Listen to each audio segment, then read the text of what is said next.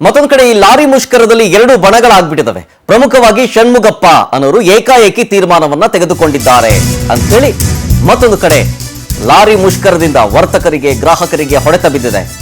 ಹೀಗಂತ ಪವರ್ ಟಿವಿಗೆ ಮಾಲೀಕರ ಸಂಘದ ಅಧ್ಯಕ್ಷ ಉದಯ್ ಶಂಕರ್ ರಿಯಾಕ್ಷನ್ ಅನ್ನ ಕೊಟ್ಟಿದ್ದಾರೆ. ಅಂದ್ರೆ ಎರಡು ಬಣ ಆಗ್ಬಿಟ್ಟಿದೆ ಅಂತ. ಈ ಲಾರಿ ಮಾಲೀಕರ ಸಂಘದಲ್ಲಿ ಎರಡು ಬಣ ಆಗ್ಬಿಟ್ಟಿದೆ. ಷಣ್ಮುಗಪ್ಪ ಅನ್ನೋರು ಏನು ಹೇಳದೇನೆ ಅವರೇ ತೀರ್ಮಾನ ತಗೊಂಡಿದ್ದಾರೆ ಅಂತ ಹೇಳಿ ಲಾರಿ ಮಾಲೀಕರ ಸಂಘದ ಅಧ್ಯಕ್ಷ ಉದಯ್ ಶಂಕರ್ ಅವರು ರಿಯಾಕ್ಷನ್ ಕೊಟ್ಟಿರೋರು. ಮಾರ್ಕೆಟ್ನಲ್ಲಿ ಅಥವಾ ಮಾರ್ಕೆಟ್ಗೆ ಈರುಳ್ಳಿ, ಬೆಳ್ಳುಳ್ಳಿ, ಆಲೂಗಡ್ಡೆ ದಿನಾಗ್ಲೂ ಬರುತ್ತೆ. ಹಿಂಗೆ ದಿನ ಬಳಕೆ ವಸ್ತುಗಳು ಬರಲಿಲ್ಲ ಅಂತಂದ್ರೆ ಎಲ್ರಿಗೂ ತುಂಬಾ ತೊಂದರೆ ಆಗುತ್ತೆ. ಈ ಮುಷ್ಕರದಿಂದ ರೈತರಿಗೆ ಮತ್ತು ವರ್ತಕರಿಗೆ ದೊಡ್ಡ ಹೊಡೆತ ಆಗುತ್ತೆ ಅಂತ ಈ ಸಂಬಂಧ ಲಾರಿ ಮಾಲೀಕರ ಸಂಘದ ಅಧ್ಯಕ್ಷ ಉದಯ್ ಶಂಕರ್ ಅವರು ಪವರ್ ಟಿವಿ ಜೊತೆಗೆ ಮಾತನಾಡಿದ್ದಾರೆ. ಏನೇನು ಮಾತಾಡಿದ್ದಾರೆ ಬನ್ನಿ ನೋಡೋಣ.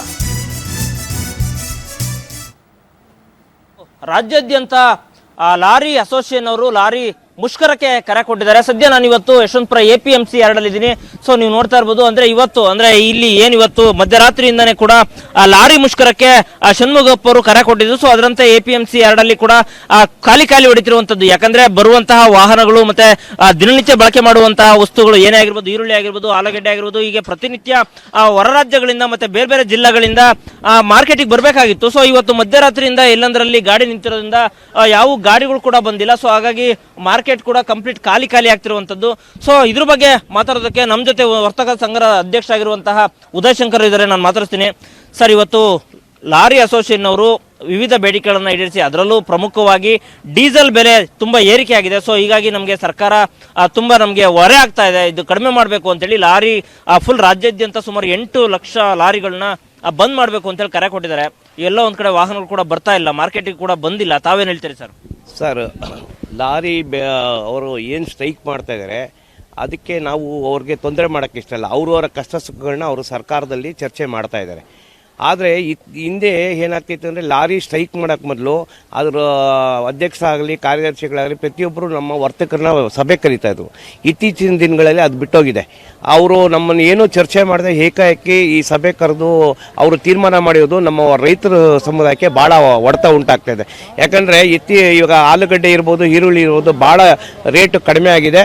ಮತ್ತು ಇವಾಗ ಶನಿವಾರ ಸೆಕೆಂಡ್ ಸ್ಯಾಟರ್ಡೇ ಇತ್ತು, ಭಾನುವಾರ ಸೋಮವಾರ 2 ದಿನ ಮಾರ್ಕೆಟು ರಜಾ ಇದ್ದಿದ್ದರಿಂದ ಹೊರಗಡೆಯಿಂದ ಬರೋ ಆಲೂಗಡ್ಡೆ ಈರುಳ್ಳಿಗಾಗಲಿ ಗಿರಾಕಿಗಳಿಲ್ಲದೆ ಇವತ್ತು ಅದು 2 ದಿನದ್ದು ಸ್ಟಾಕ್ ಆಗಿ ಇವತ್ತು ಬಂದಿರೋ ಅರೈವಲ್ಸ್ಗೂ ಎಲ್ಲ ಲೆಕ್ಕ ಹಾಕ್ಕೊಂಡ್ರೆ ಹೊರಗಡೆ ಲೋಡ್ ಮಾಡೋಕ್ಕೆ ಆಗದೆ ಇರೋದ್ರಿಂದ ಕೊಳೆಯೋ ಚಾನ್ಸಸ್ ಎಕ್ಸ್ಟ್ರಾ ಭಾಳ ಅಷ್ಟಿದೆ. ಇದನ್ನು ಸರ್ಕಾರ ಗಮನಕೊಂಡು ಅವ್ರ ಹತ್ರ ಶೀಘ್ರವಾಗಿ ಚರ್ಚೆ ಮಾಡಬೇಕು.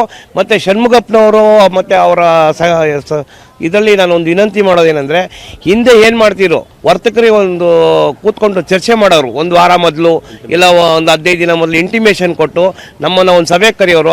ಅದನ್ನು ಅಳವಡಿಸ್ಕೊಬೇಕು ಅವ್ರು ಮುಂದಿನ ದಿನಗಳಲ್ಲಿ. ಯಾಕಂದರೆ ನಾವು ಕೊಳೆಯೋ ಪದಾರ್ಥದ ಜೊತೆ ಪ್ರತಿನಿತ್ಯ ಹೋರಾಟ ಮಾಡೋರು. ಅವರ ತೊಂದರೆಗೆ ನಾವು ಏನೂ ತೊಂದರೆ ಮಾಡೋದಿಲ್ಲ. ಅವ್ರು ಕೇಳೋಕ್ಕೆ ಅವ್ರಿಗೆ ರೈಟ್ಸ್ ಇದೆ.